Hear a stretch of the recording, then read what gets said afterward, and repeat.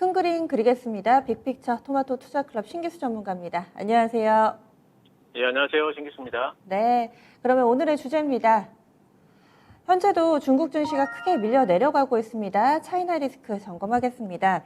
이야기 나누기에 앞서서 현재 상황 좀 전달을 드리면은요. 상해 종합이 장 출발은 0.2% 정도 하락하면서 출발했는데 지금 거의 2%에 육박하는 하락세 나타납니다. 1.9% 밀려 내려가면서 3,317포인트 기록하고 있고요. 그리고 심산 쪽은 뭐 이쪽도 약보합권으로 출발했는데 지금은 2.5%, 정확히는 2.48% 급락이 나오고 있는 상황입니다. 홍콩 쪽은 반등 움직임으로 출발했다 말씀을 드렸는데 반등 탄력도 많이 약해져서요. 좀 전에 한 10분 전만 하더라도 0.6% 오른다 말씀드렸던 것 같은데 지금 홍콩 항생은 0.89%로 상승 탄력 둔화되어 있는 모습 뚜렷하게 나타나고 있습니다. 그러면 이야기 이어가 보겠습니다. 중국 왜 이렇게 밀리는 건가요? 예, 일단 뭐 중국에 대해 가지고 상당히 이제 요즘에 우려가 됐던 부분이 뭐냐면은 중국 정부가 이제 뭐 알리바바라든가 뭐 디리추싱이라든가 뭐 여러 가지 이제 그 빅테크 기업들을 일단은 규제를 계속 하고 있던 와중이었죠. 그래서 그런 부분에 대해 가지고 항상 그 외국인 투자 글로벌 투자들이 제일 싫어하는 게 이제 정부 규제가 강한 걸 제일 싫어하기 때문에 우려를 안고 있다가 이제 직접적인 어떤 트리거가 된 부분은 이제 사교육 시장에 대한 규제가 발표가 되면서부터 중국 시장이 이제 빠지기 시작했다, 급락을 하기 시작했다를 보시면 되겠습니다.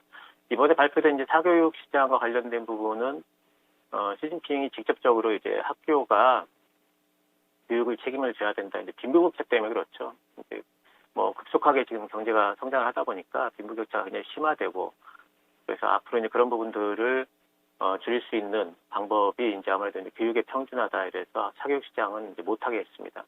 사교육 기관은 일괄적으로 이제 비영리 기구로 등록, 그러니까 학원이 비영리 기관이 되게 되면은 영업이익을 이제 많이 못 남기죠. 그리고 이제 신규 허가도 다 금지를 해버렸고요.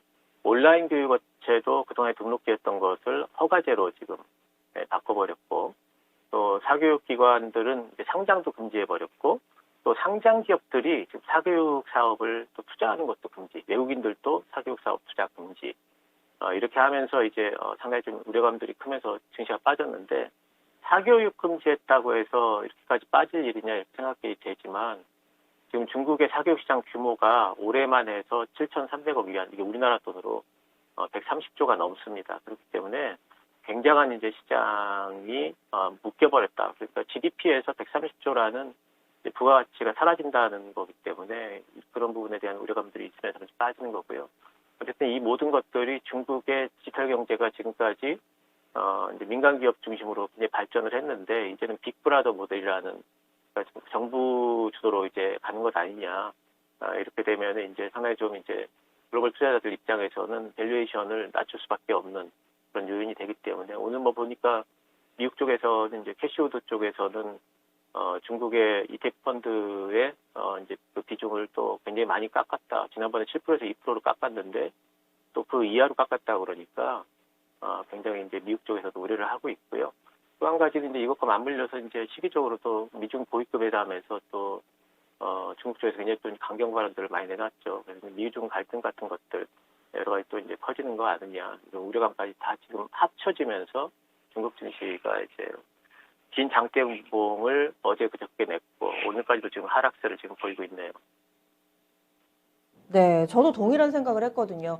교육을 규제한다고 이렇게 증시 전반으로 흔들릴 일인가 했는데 이렇게 시장이 큰지 몰랐습니다. 130조 원 정도 추정이 되는 이 시장. 그렇다면 이것이 이제 사교육에 대한 규제로 국한이 될 것인가 아니면은 뭔가 그 산업 전반으로 이 정부의 규제가 확대될 것인가 이런 부분까지 내다봐야 될 것 같거든요. 중국 리스크 앞으로는 좀 어떻게 진행이 될까요? 일단은 그 외국인들 투자자들의 외국인 자금들이 중국에서 이제 빠져나올 개연성들이 높기 때문에 이제 축소가 좀 되는 부분은 어쩔 수가 없어서 중국 증시는 이제 오늘 동력을 좀 이제 많이 상실했다는 부분은 있을 겁니다.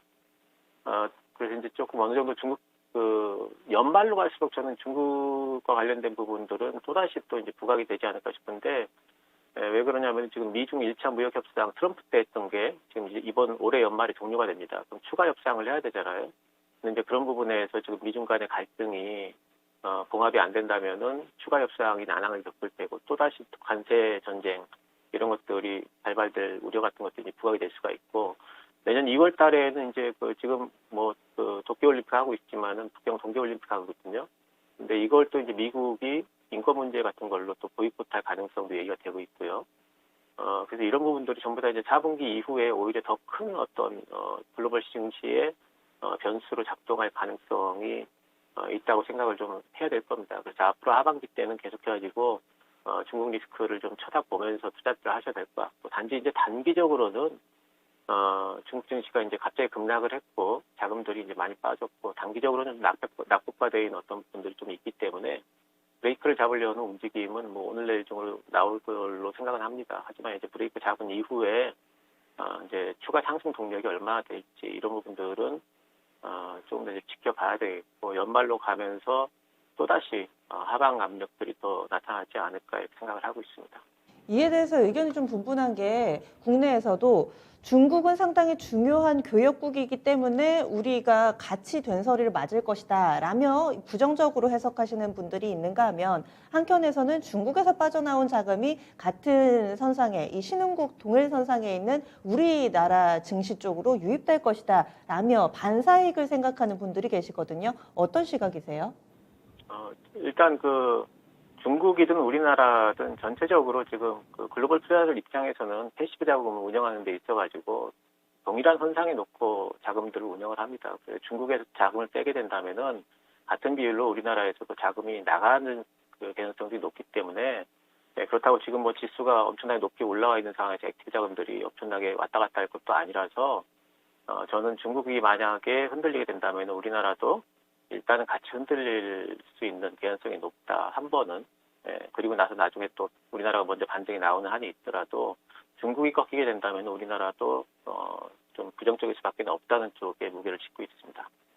커플링 쪽으로 보시네요. 그러면 그 밖의 리스크들 좀 보겠습니다. 우리 증시 계속해서 방향성 없는 움직임을 이어가고 있습니다. 그렇다면은 지금 상방을 제한하는 요인들은 어떤 것들이 있는지 이런 부분도 봐주세요. 예, 지금 이제 뭐 한 2주 전부터 계속해서 델타 변이 바이러스 부분이 좀 나오고 있는데요. 그 부분에 대해서 이제 굉장히 우려감들이 있으면서 미국 증시도 한번 빠졌다가 반등이 나왔는데, 일단 미국에서의 코로나19 신규 확진자 수 한번 좀 그림을 보도록 하겠습니다. 신규 확진자 수는 이제 붉은 파란색인데요. 보시면은, 확진자 수가 늘어났죠. 근데 이제 사망자 수는 어느 정도는 좀, 제한이 좀 되고 있는 부분들이 있습니다. 그래서 지금 백신과 관련돼가지고, 돌파 감염이 많이 나오고는 있지만, 그 백신을 맞은 사람들이 중증으로 가는 중증도는 상당히 좀 그래도 낮춰주는 효과가 있다는 부분이 있죠. 사망자 수가 늘지 않고 있기 때문에 그렇다면 경제 제재로까지 그러니까 이동 제한이라든가 이런 부분으로까지는 가지 않을 걸로 지금 보고 있습니다. 미국이라든가 EU라든가 이제 사회적 통제 지수라는 게 있는데요. 그 그림을 잠깐 보시면은 요 근래 21년 올해 들어서도 사회적 통제 지수가 계속해서 이제 낮아지고 있고 낮아지다가 지금 이제 옆으로 좀 흐르고 있는데. 앞으로 이제 하반기로 가면 갈수록 백신 더 많이 맞게 되고 그러면은 사회적 통제 더 완화될 걸로 봅니다. 그럼 사회적 통제가 완화가 되게 된다면은 경기는 더 이제 계속해가지고 좋아질 거고요. 그래서 이런 부분에 대한 부분들은 통제가 없는 한 델타 변이 바이러스 확산이 주식시장에 미친 영향은 크지 않을 걸로 일단 보고 있습니다. 두 번째는 이제 요즘 들어가지고 갑자기 이제 또 금리가 빠져 있으니까 지난번만 하더라도 인플레이션 우려 이러다가 지금 또 뭐 경기 침체 스태그플레이션 얘기까지 또 나오고 있는데요. 그런 부분들은 사실 좀 과도한 우려로 보여요. 일단 옛날에 이제 과거 금융위기 때하고 그리고 요번에하고 이제 두 개를 비교한 그림을 잠깐 좀 보여드리겠습니다. 2008년도에 이제 금융위기 때 나타났던 그때부터 이제 회복됐던 여러 가지 이제 뭐 장단기 금리차라든가 실질금리 또 월간 GDP라든가 ISM 제조업 지수 이런 것들이 2011년도까지 움직였던 그 파동이 그게 보게 되면 이제 요번에는 2년 만에 나타났어요. 그러니까 전부 다 쭉 빠졌다가 예전에도 쭉 빠졌다가 다시 회복이 되는데 회복이 될 때 오버슈팅 나왔다가 다시 안정화되는 요 움직임이 요번에는 한 2년 만에 그게 오버슈팅이 나왔다가 안정화되는 과정으로 지금 가고 있거든요. 그렇기 때문에 지금은 이제 속도가 이렇게 빨라졌기 때문에 급격하게 인플레가 올랐다가 또 안정화될 때도 또 급격하게 빠지는 듯이 보이긴 하지만 이게 경기 침체가 아니라 오히려 저는 이제 인플레이션의 안정화 추세다 이렇게 보고 있기 때문에 침체는 너무 과도하다 보고 있고요. 또 이제 글로벌 은행들의 이제 CDS 프리미엄도 보시면은 그 당시만 하더라도 2008년도만 하더라도 2012년도까지 엄청나게 올랐습니다. 이게 이제 그 은행들의 부도 위험을 나타내죠. 지금 그런 금융위기까지 갈 걸로 보지는 않고 있기 때문에 또 뭐 IMF도 어제 보니까 이제 GDP 글로벌 성장률도 올렸더라고요. 그래서 뭐 경기 침체 이런 것도 너무 과도하고 경기는 계속 성장한다 보고 있습니다. 달러 강세가 또 요즘에 이제 그 얘기가 좀 되고 있죠. 달러가 이제 좀 반등이 좀 나오고 있는데 지금 이제 그 유럽 쪽에 지금 구글의 모빌리티를 그 자료를 가지고 만들어 놓은 그 자료를 보시면은 독일, 프랑스, 이탈리아, 스페인에 지금 소매 쪽하고 그리고 이제 뭐 이제 여행이라든가 이런 쪽에 보시면은 회복세가 굉장히 뚜렷합니다. 그러니까 이 얘기는 결국 뭐냐면은 유럽 쪽이 상반기 때는 미국보다 이제 경기 회복 속도가 부진했지만 지금은 이제 중반으로 올수록 유럽 쪽의 또 경기 회복 속도가 조금 더 빨라지고 있어요. 그렇다면은 유로화 반등이 나올 가능성이 있고요. 이렇게 된다면 이제 달러 같은 경우에는 상대적으로 또 안정화될 가능성이 있기 때문에 이 부분도 큰 우려감은 없지 않나 이렇게 이제 보고 있어서 실제로 이제 뭐 델타 변이라든가 경기 침체, 달러 강세 이런 부분들은 이제 지금 단기적으로 얘기가 되면서 이제 변동성을 주는 요인들이 되고 있지만 실제적인 리스크라기보다는 단기 변동 요인 정도로 보고 있고 저는 오히려 이제 하반기로 가면은 아까 말씀드렸던 중국 리스크 또 한 가지는 이제 오히려 하반기로 가면서 이제 테이퍼링 이슈들이 또 부각이 되는 그런 이제 금리 리스크 이런 것들이 또 부각이 되지 않을까 이렇게 생각을 하고 있습니다. 지금 상존해 있는 부분보다는 G2 리스크 쪽으로 하반기에는 변수 영향이 더 클 것이다. 이런 시각이시네요. 그럼 시장 대응 전략 어떻게 세울까요? 예, 그래서 지금 방금 말씀드렸던 이제 그런 리스크들이 얘기가 되고 있기 때문에 상방을 제한하지만 금리가 지금 안정화돼 있고 또 무엇보다도 기업들 실적들이 좋기 때문에 또 하방도 또 단단합니다. 그래서 네. 큰 조정보다는 박스권 예상하고요. 지금 이제 뭐 확실하게 지금은 포인트를 잡아야 돼요. 테마주 트레이딩을 하시든지 네. 아니면 실적주를 중기적으로 투자를 하시든지 지금은 시장 어차피 박스권입니다.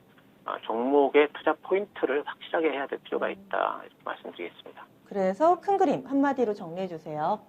예, 투자의 디테일을 살리자 이렇게 말씀을 드렸고요. 방금 말씀드린 맥락과 비슷합니다. 지금은 대충 싼 거 같아서 사가지고 가지고 있으면 올라가겠지 이런 바람으로 돈을 벌 수 있는 시장은 아니기 때문에 한 종목 한 종목의 어떤 투자 포인트를 정말로 확실하게 살리셔가지고 돈을 정말 매수를 하실 때 정말로 신경을 많이 써가지고 포인트를 잘 잡아서 매수를 하셔야 될 것 같습니다. 네, 시장의 난이도가 많이 올라갔네요. 그리고 무료 온라인 공개 방송 오늘 하신다면서요? 예. 일단 이 부분도 방금 말씀드렸던 투자 디테일을 살리자 이 부분을 조금 더 제가 좀 풀어드려야 될 것 같아서 네. 오늘 7시부터 진행하도록 하겠습니다. 네, 알겠습니다. 고맙습니다. 감사합니다.